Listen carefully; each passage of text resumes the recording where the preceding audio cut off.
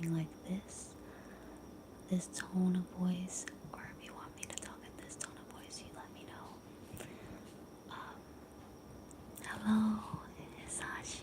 Is that how you pronounce it? I hope it is, but I like that name. Hello. So, what tone of voice do you guys prefer? Do you want me to read in this kind of voice, or do you want me to read in this kind of voice? Yeah, it does sound good for you guys. Okay, so just to get into back into topic.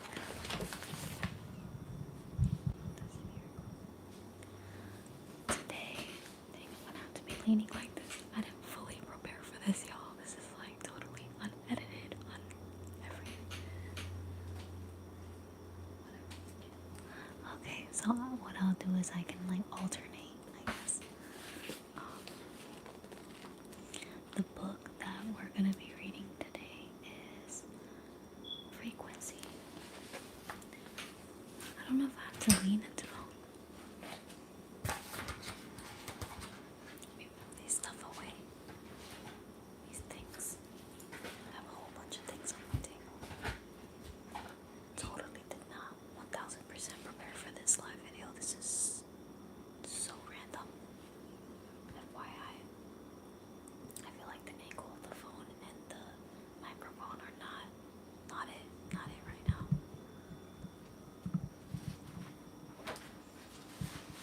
This is the book that we're reading today. Or tonight. This is the book that we're reading tonight.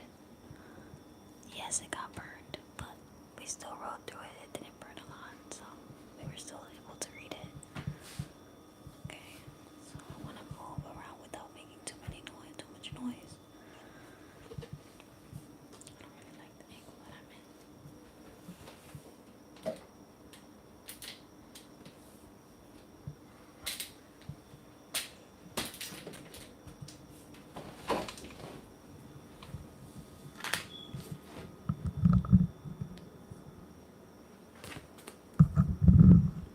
Can you guys hear me well? Sorry, y'all. Sorry. Okay. I am waiting for my husband. So, as I wait, I would like to discuss what kind of videos you guys would like to see, like role plays or any topic you guys would like me to do. You let me know. I was thinking of doing some Puerto Rican accent things because those seem to be very popular, very well loved amongst you guys. So any ideas that you have is great. Oh, so my husband is watching me. Okay, I thought he was coming over here, but apparently he's not, so I guess. Are you coming here, babe, or not? Are you just gonna watch me through there? Do you want me to start reading?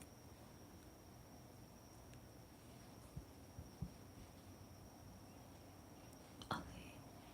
Okay, you're gonna watch me from there, okay. Alright. So, I'm gonna start reading to you guys. We're at chapter 3 right now. And it's becoming aware of your feeling habits.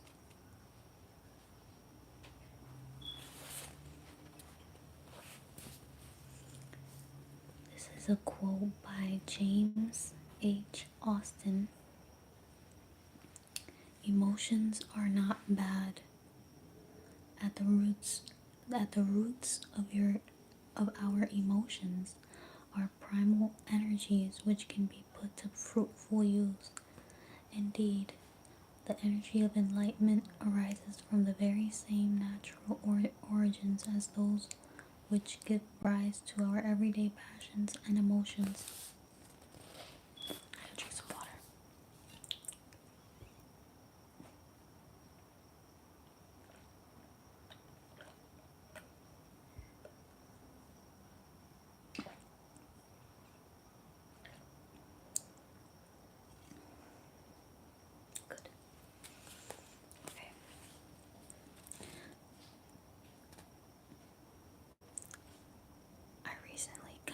I recently counseled a teenage girl who was interested in intuition.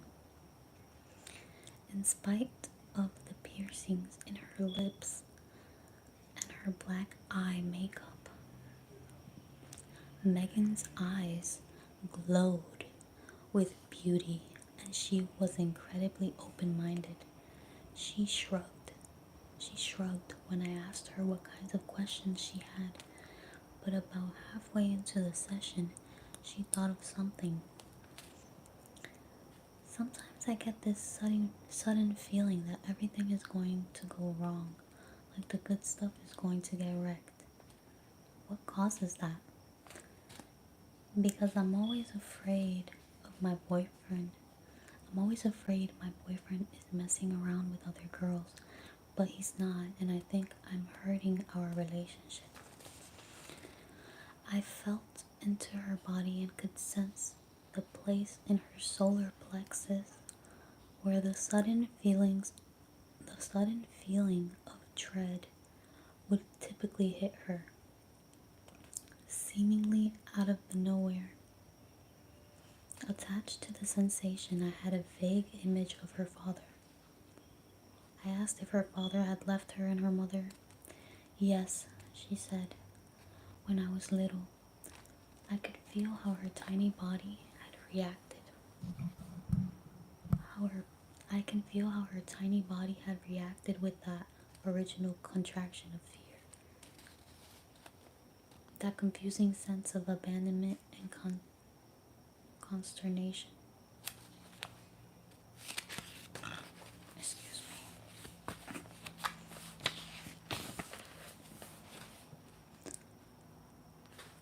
Consternation about whether she had somehow caused her father to leave. It was as though some vigilant part of her mind was awakened then that hadn't needed to be there before. A part of that was going to be on the lookout from now on for situations where a similar sort of devastating surprise might happen. I'm never going to be caught off guard again, it was saying. I could feel how Megan's natural tendency was to trust and want to love. And when she did, her subconscious mind relaxed. Then suddenly, it would remember, there's something familiar about this situation. You could be abandoned. Watch out. And it would contract out of the blue. Instead of realizing she was reliving a past experience, Megan was projecting the anxiety onto whomever was nearby, and she had already lost several friends and a previous boyfriend because of it. I worked with her to help her understand that her body was ultra sensitive and aware, that it was simply fixated on that first shock, and that she could easily reprogram the response, especially because she was still young and so close to the original experience. She hadn't lived through 20 more similar losses caused by her vigilante mind, revalidating the original contraction, as so many adults have.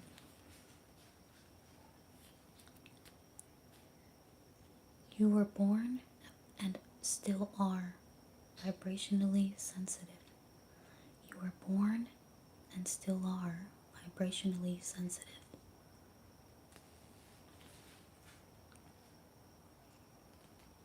Like Megan, you came into this life wide open and trusting, expecting joy and free exchange of nurturing love. Certainly, we all are born empathetic and sensitive to vibrations. In evolution's end, Joseph Chilton Pierce describes how a few days after conception, the embryo forms a clump of vibrating cells that becomes the new heart. These cells seem to be sound sensitive and tuned to the mother's heartbeat and breath, which appear to be necessary for further forming the infant's heart. The mother's emotional state and any repetitive patterns of behavior are imprinted on the fetus hormonally and through the tone of her voice. After the infant is born and its body is still loaded with adrenal hormones, the mother's instinct, and the father's as well, is to hold the newborn to the left, close to the heart. The parent's heart stimulates the baby's heart, which activates the brain mind and reassures the child that it is safe. It is common knowledge that playing a recorded heartbeat can reduce babies crying by 40 to 50%.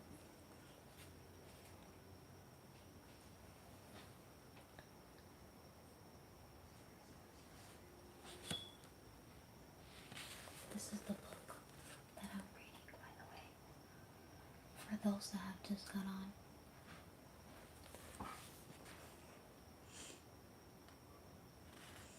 Pierce goes on to describe how newborns still live in a subtle world, almost completely connected to the mother's body. He says, when the mother's subtle sphere overlaps the infant's, a major communication takes place. This subtle communication might be below the level of awareness for the mother, but it is the only level of awareness fully active in the infant. So the heart-to-heart skill of feeling into child to mother and mother to child is our original method of growth and survival.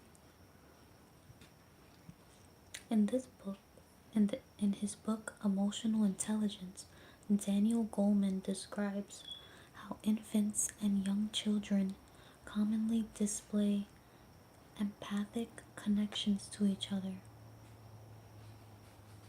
That's cute, I can see that. Virtually from the day they are born, infants are upset when they hear another infant crying. Goleman reports and they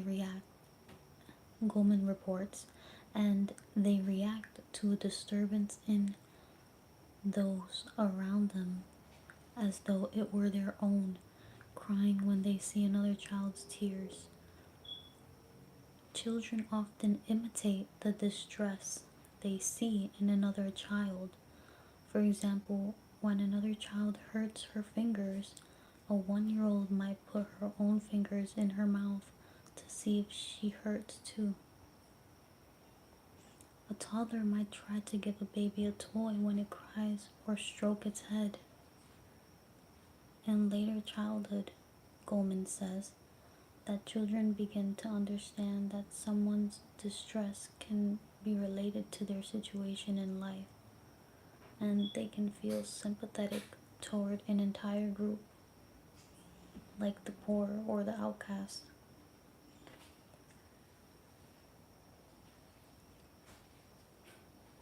Vibrational sensitivity and empathy, it seems, are fundamental human tendencies with roots going back to the womb.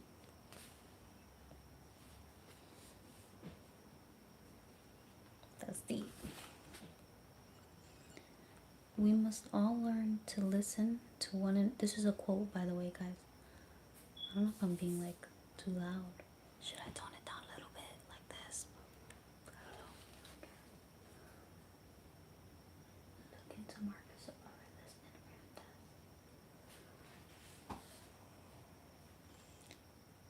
This is a quote, and it says, we must all learn to listen to one another with understanding and compassion, to hear what is being felt by the other.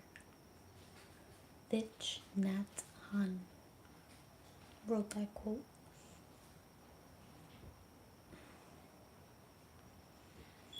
Psychologist Elaine Aron, in her book The Highly Sensitive Person, says that highly sensitive adults make up approximately 15 to 20% of the population. These are people who sense things that are unobserved by others. I feel like I'm a part of that group. I'm not gonna lie. I feel like I'm a part of that group. Have a deep understanding of any environment and its problems and potentials, and often need more space and time to process the amount of input they absorb. HSPs, I think that's highly sensitive people, are easily overstimulated to painful and paralyzing levels. Oh Lord. Wow. And are often naturally introverted, intuitive, visionary, and involved with their soul and spiritual life. I feel that. Carl Jung. Carl Jung. Carl Jung. Carl Jung. Carl Jung. Carl Jung. Carl Jung. Carl Jung. You know that moment where you're saying a word like hella times and you just forget that it's a word? Like, just the word sounds weird. Okay. That's not a word though, this is a name. We're not making fun of this person's name. Carl Jung wrote that highly sensitive people are more influenced by the unconscious mind. Highly sensitive people are more influenced by the unconscious mind, which gives them access to important information that can contain prophetic insight. According to Aaron's research, the moderately sensitive type accounts the moderately sensitive type accounts for another 30% of the people she queried. So 30% of the people that she queried are moderately sensitive. She says the remaining 50% think of themselves as being not sensitive or not at all sensitive.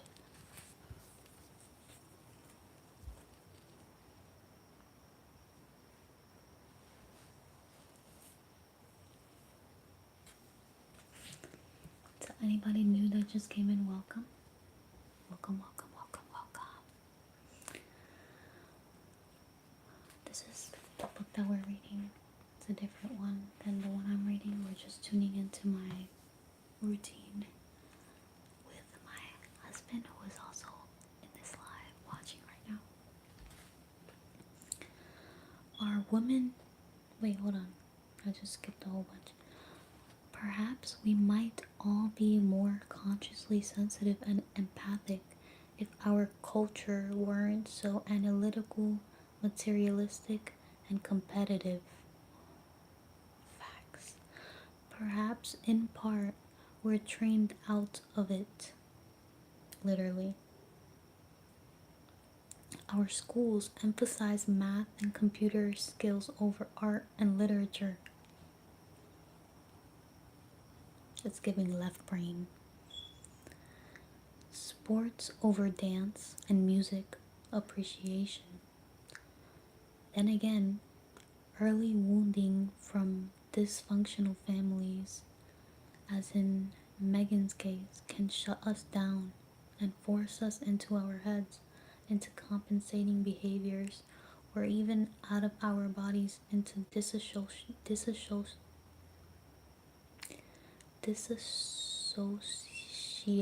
states.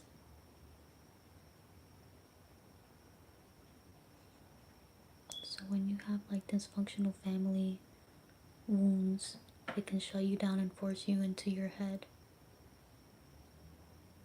into compensating behaviors like addictions, or even out of our bodies into dissociative states. Yet, given our purely vibrational roots, it seems unbelievable that we can become insensitive to knowing others. Sorry, I just relate so much to what I'm reading right now that I have to read it again. Yet, given our purely vibrational roots, it seems unbelievable that we can become insensitive to knowing others via vibration and resonance, especially now when the frequencies inside and outside us are accelerating.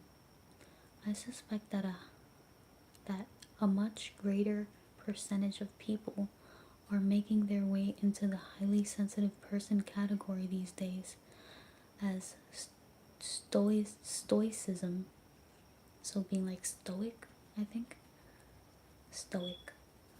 stoicism breaks down, and the unhealthy feeling habits we've developed to protect ourselves, like addictions, cocooning, or aggression, to name a few, no longer work. This book is spitting facts right now. This book is spitting facts. For anybody who has just joined, this is the book that I'm reading. This was a very random, very out of the nowhere live, so we're just in here reading this book that I've been reading with my husband. Okay, now we back at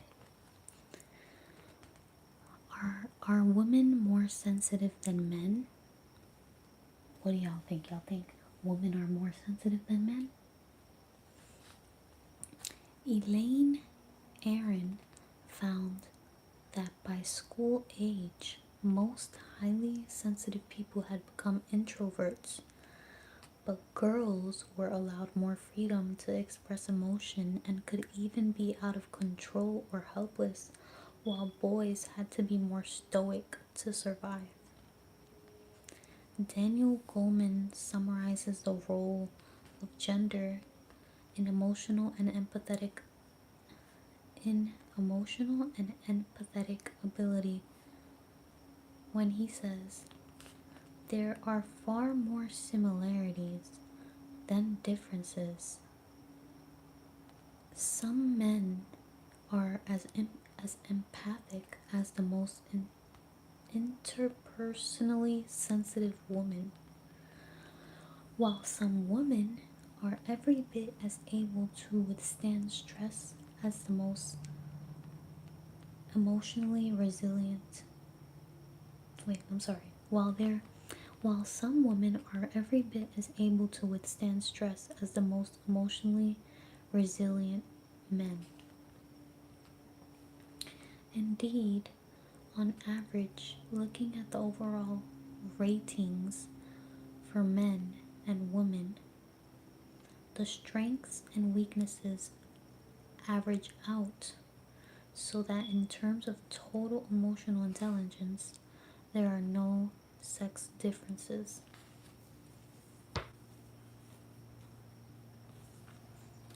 It is commonly assumed that women are more intuitive than men. It is true that because women have more fibers connecting the two halves of the brain, they have more bilateral or both sides at once way of perceiving. Men tend to perceive unilaterally, one side at a time. For this reason, women find it difficult to feel separate from the environment and other people, and they receive much subtle information through relatedness. Men can be just as intuitive, but they need to make a conscious choice to shift into an intuitive mode, since compartmentalized perception is more natural to them. This difference may pertain to our natural tendencies towards sensitivity as well.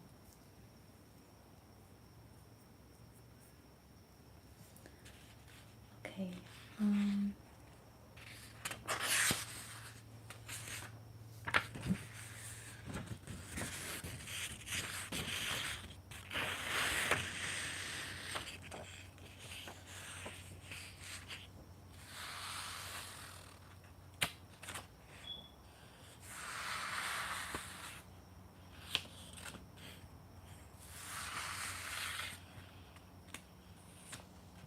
I had to shift out of my reading mode just now and just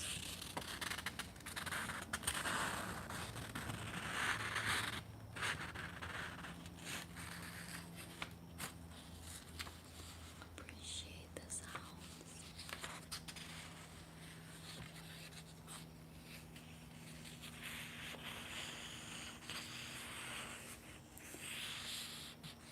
Can you guys hear any background noise, by the way? Let me know.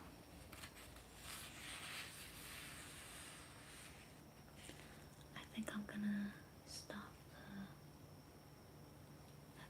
stop the video here, you guys. We're 28 minutes in. I don't want to make it too long. But that was a little reading session of the book Frequency by Penny Pierce. It's a great book. You guys should definitely look into it.